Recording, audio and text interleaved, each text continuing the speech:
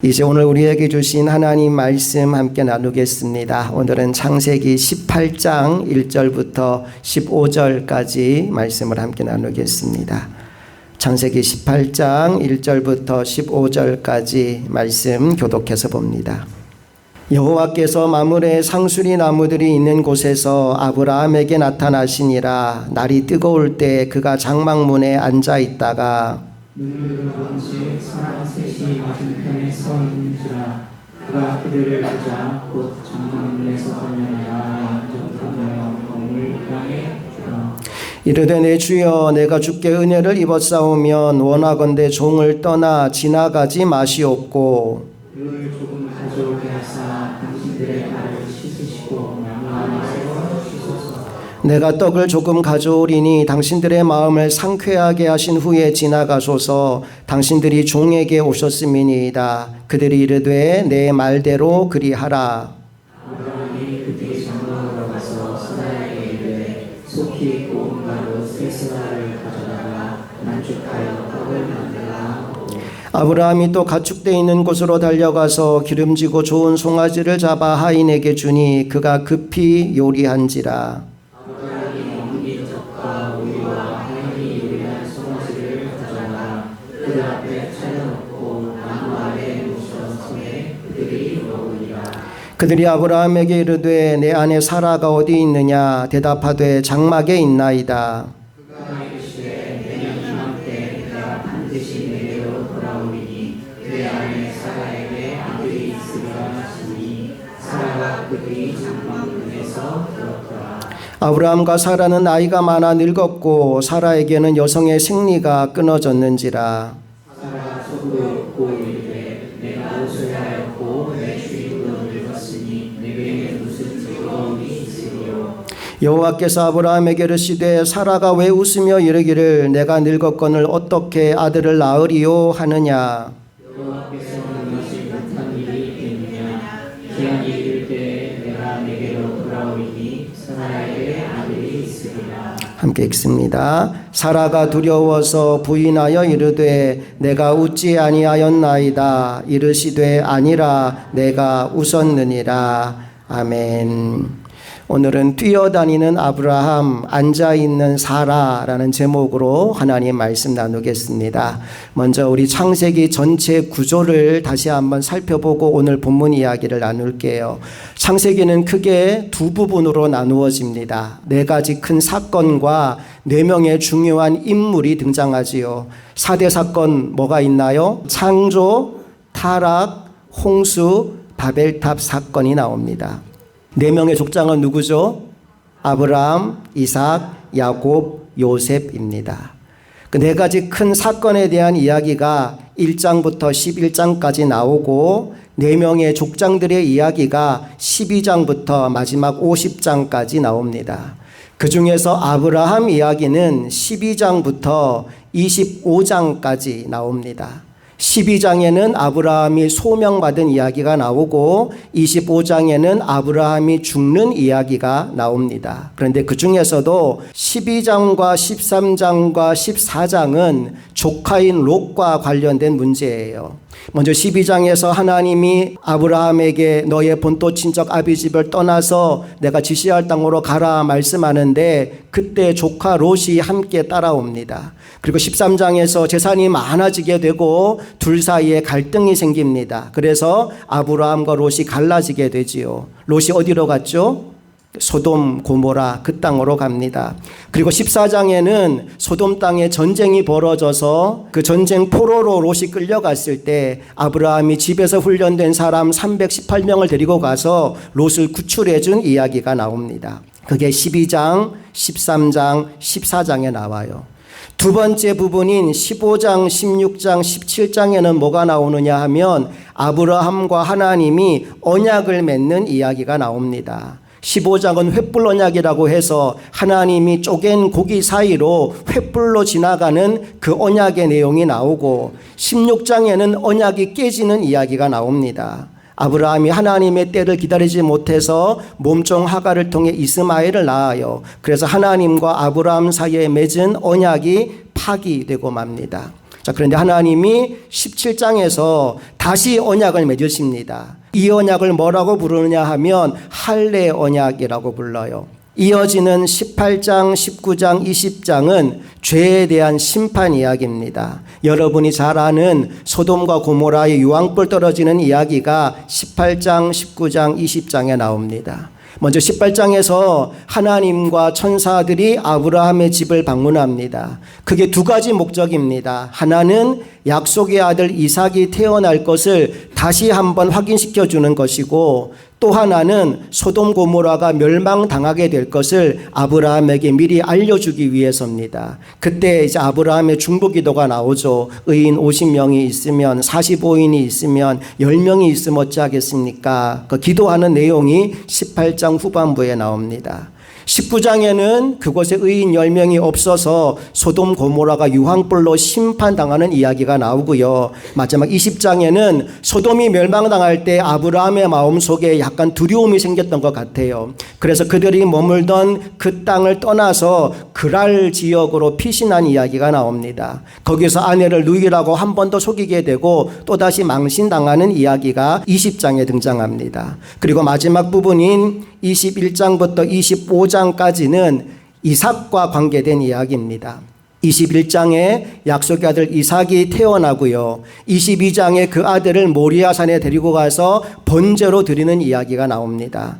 23장에 이삭의 어머니 아브라함의 아내 사라가 죽게 되고요. 24장에 어머니 죽음으로 힘들어하던 이삭이 아내를 맞이하는 이삭이 리브가와 결혼하는 이야기가 24장에 나옵니다. 그리고 마지막 25장에 아브라함이 죽는 것으로 아브라함 이야기가 끝이 나게 됩니다.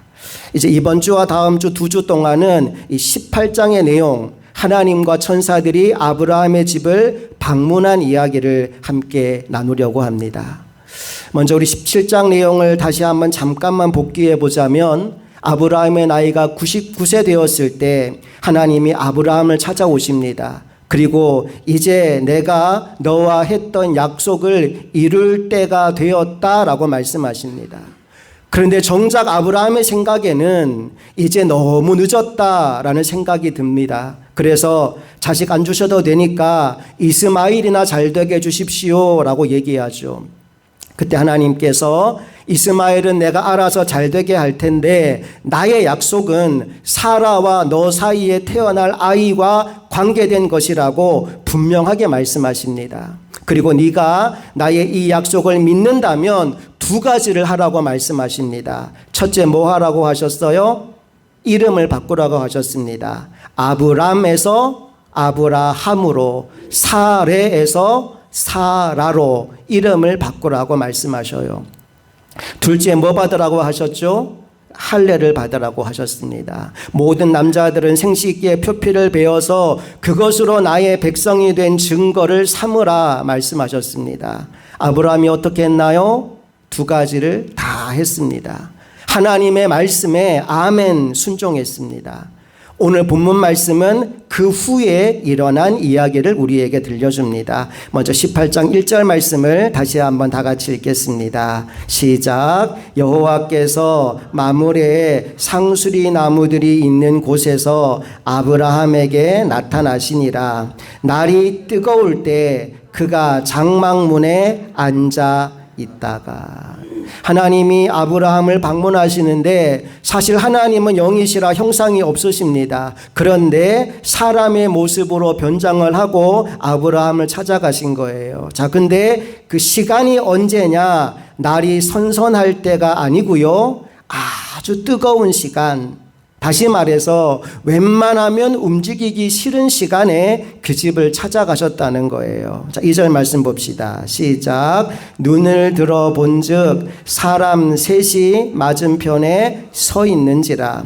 그가 그들을 보자 곧 장막 문에서 달려나가 영접하며 몸을 땅에 굽혀. 여러분, 아브라함이 그들을 보자 어떻게 했다고 말씀합니까? 달려나갔다고 말씀해요. 지금 시간이 언제라고요? 가장 뜨거운 시간입니다. 아브라함 나이는 몇 살이라고요? 99세입니다. 99된 할아버지가 움직이기도 귀찮은 가장 뜨거운 시간에 손님이 찾아왔다고 달려나간 겁니다. 그리고는 내가 당신들에게 음식을 좀 대접하고 싶으니까 여기 앉아서 잠깐만 쉬라고 말씀을 드립니다. 자, 그리고 또 어떻게 하는지 볼까요? 6절 말씀으로 가봅니다. 시작. 아브라함이 급히 장막으로 가서 사라에게 이르되 속히 고운 가루 세 스아를 가져다가 반죽하여 떡을 만들라 하고, 여기 급히 그리고 속히라는 말에 체크를 좀 해두시고요. 7절 말씀으로 가보겠습니다. 7절 시작. 아브라함이 또 가축대 있는 곳으로 달려가서 기름지고 좋은 송아지를 잡아 하인에게 주니 그가 급히 요리한지라. 이번에도 가축대 있는 곳으로 어떻게 했대요? 달려갔대요. 그리고는 요리를 하는데 어떻게 요리했다고요? 급히 요리했다라고 말씀합니다. 여러분 상상을 한번 해보십시오. 지금 아브라함이 지나가는 나그네를 대접하는데 내가 제대로 한번 잘 대접해 보겠다라는 마음으로 이리 뛰고 저리 뛰고 하고 있는 상황이라는 겁니다. 아니, 나이가 이제 100살이 다 돼가는 노인인 아브라함이 뭐가 그렇게 신이 나고 즐거워서 이렇게 뛰어다니면서 손님을 대접했을까요? 혹시 지금 자신을 방문한 그 손님이 하나님이라는 것을 알아서 그랬던 걸까요? 물론 그럴 수도 있지만 저는 아닐 가능성이 훨씬 더 크다라고 생각합니다. 왜 그러냐 하면 히브리서 13장 2절에 이런 말씀이 나오거든요.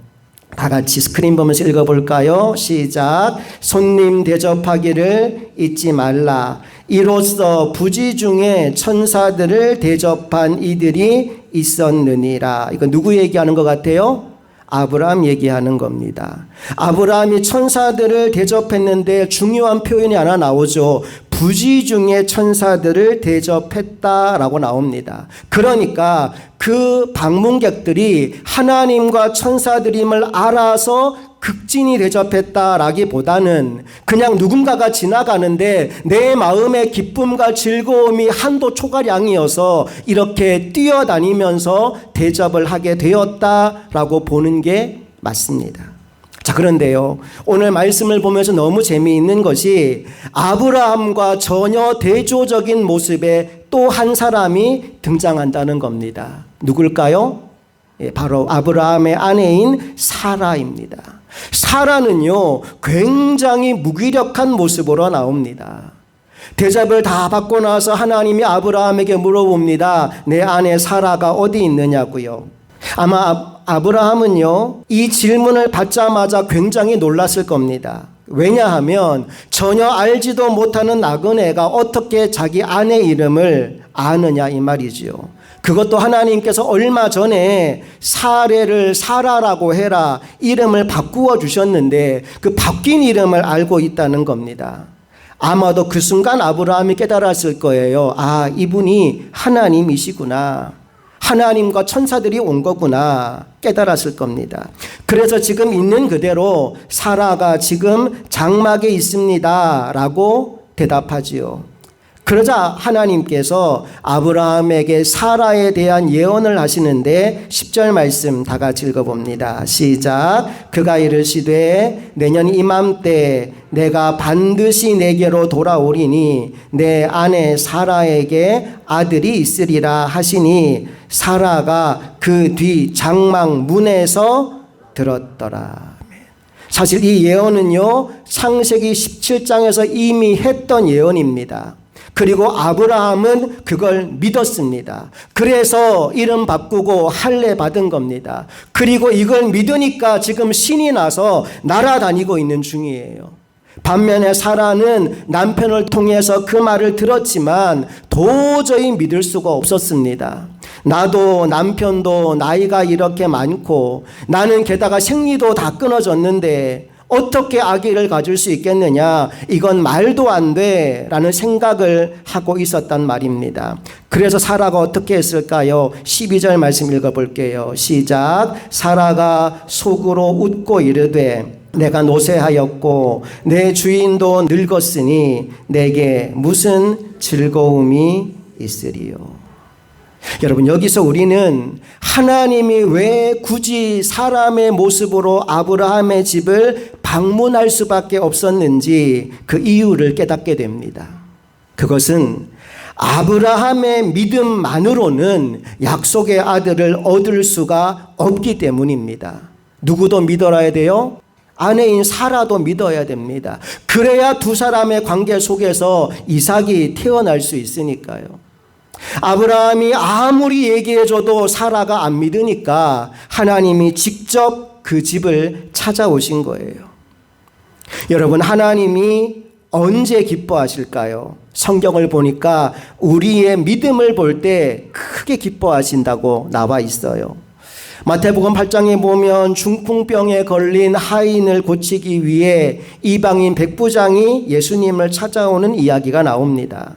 예수님이 그 집으로 가려고 하자 그 백부장이 한사코 말리고 거절합니다. 그리고 이렇게 말하지요. 마태복음 8장 8절과 9절 말씀 다 같이 읽어볼게요. 시작. 백부장이 대답하여 이르되 주여, 내 집에 들어오심을 나는 감당하지 못하겠사오니 다만 말씀으로만 하옵소서. 그러면 내 하인이 낫겠사옵나이다. 나도 남의 수하에 있는 사람이요 내 아래에도 군사가 있으니 이더러 가라 하면 가고 저더러 오라 하면 오고 내 종더러 이것을 하라 하면 하나이다.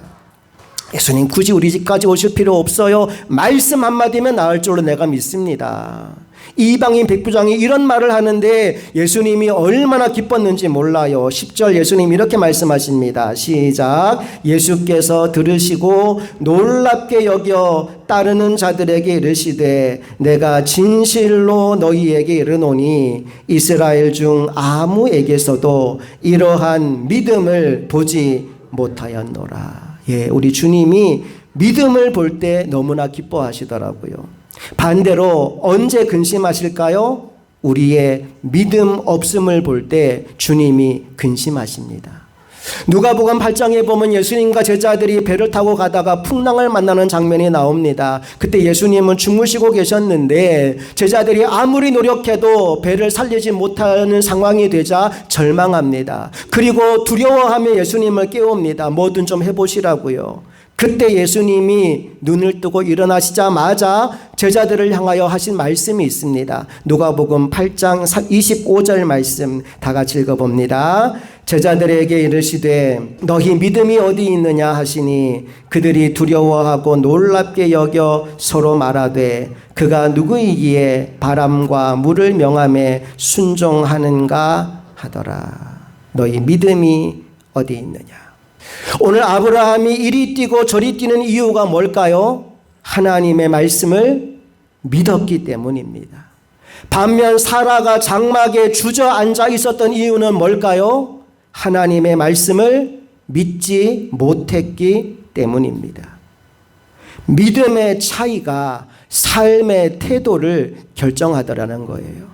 한번 따라해 볼까요? 믿음의 차이가 삶의 태도를 결정한다. 오늘 여러분이 살아가는 모습을 보면 알 수 있다는 거예요. 이 사람이 진짜 믿음의 사람인지 그렇지 않은지.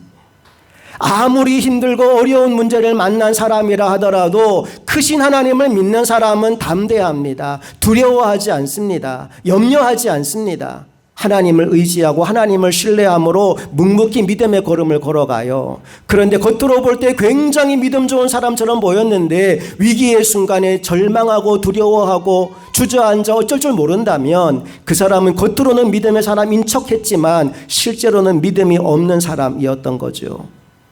믿음은 삶의 태도로 나타나게 되어 있습니다. 자, 지금 아브라함은 하나님을 믿어요. 그래서 뛰어다니고 날아다닙니다. 사라는 믿지 못해서 주저앉아 있습니다. 그런데 문제가 뭐냐? 아까도 말씀드렸지만 아브라함만 믿어서는 안 된단 말이에요. 아브라함도 믿어야 하지만 사라도 믿어야 약속의 아들 이삭이 오는 겁니다. 그래서 하나님께서 사라를 찾아오신 거예요. 그리고 사라에게 말씀합니다. 내년에 네가 아들을 낳을 것이다. 그런데 그 말을 듣고요, 사라가 피식 웃었단 말입니다.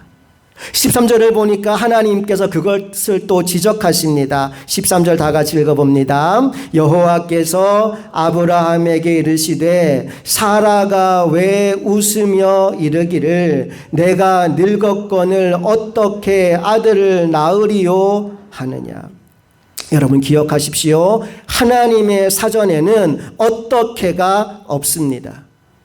하나님은 하나님이십니다. 말씀하신 것은 반드시 이루시는 분이십니다. 그러므로 하나님의 말씀에 대한 우리의 반응은 항상 어떻게가 아니라 아멘이어야 합니다.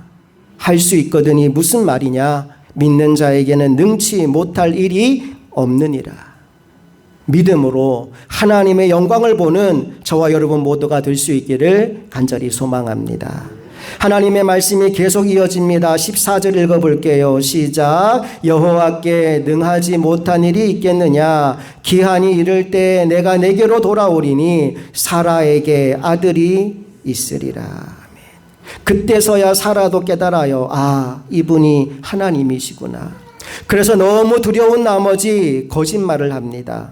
뭐라고 거짓말했을까요? 나 안 웃었습니다 라고요. 15절 가봅니다. 시작. 사라가 두려워서 부인하여 이르되 내가 웃지 아니하였나이다.